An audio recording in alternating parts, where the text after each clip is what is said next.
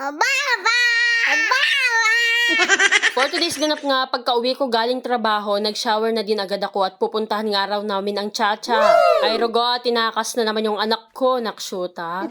Kaya naman dali-dali naming sunundan at baka kung ano-ano na yung pinaggagawa doon. Medyo makulimlim nga na naman dahil katatapos nga lang din ng bagyo dito sa amin. Pero wala lang yun dahil Santiago to, Diyos ko, hindi mo matitibag, charis.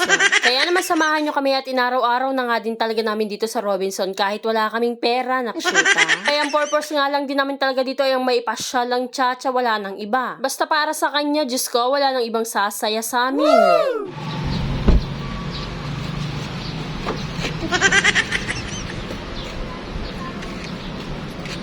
Oh?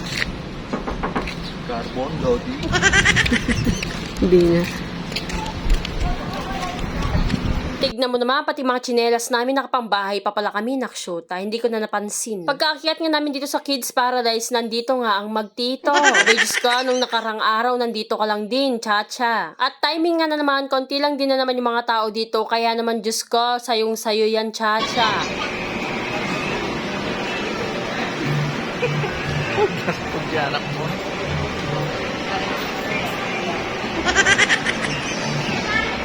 Hi!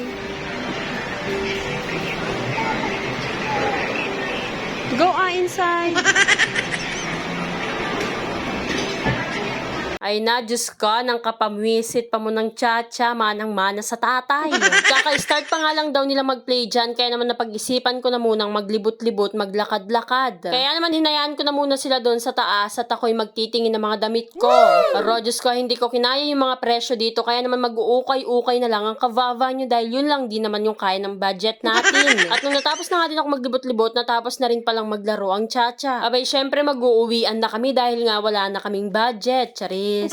At dahil pupunta pa nga kami doon sa palengke at bibili nga kami ng mga gamot ng dada dahil ubos na yung pang-uric niya. Kaya naman gabi na nung pagkalabas namin, Diyos ko, hindi mo na mamalayan sa loob. At dumiretso na nga rin muna kami dito sa night market at pupuntahan nga natin yung ate ko dahil ngayon nga lang hindi umulan dito. Syempre, as usual, puro pagkain lang din naman talaga yung pupuntahan namin dito pero hindi rin naman kami bibili ng ganun kadami. Ay rogan, ang kalakas talagang mag-attract nitong mga barbecue na to. Wow. Yung kahit ayaw mong kumain yan, Diyos ko, pag naamoy mo, mapapabili ka ng di oras.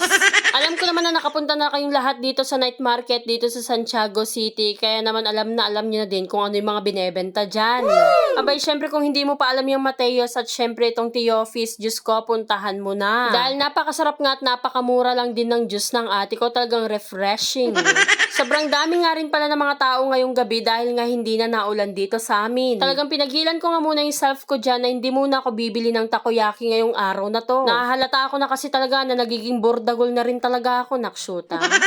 Pero hindi ko pa rin talaga napigilan at iba na nga lang din yung binili ko, itong corn dog. O ano pa nga bang bibiling kong flavor dyan? Syempre yung cheese lang. Saka naman kami bumili ni kuya ng mga barbecue dahil nga Diyos ko, nakaka-attract talaga silang tignan. Hindi lang yun, yung amoy pa sobrang sarap, nakshuta.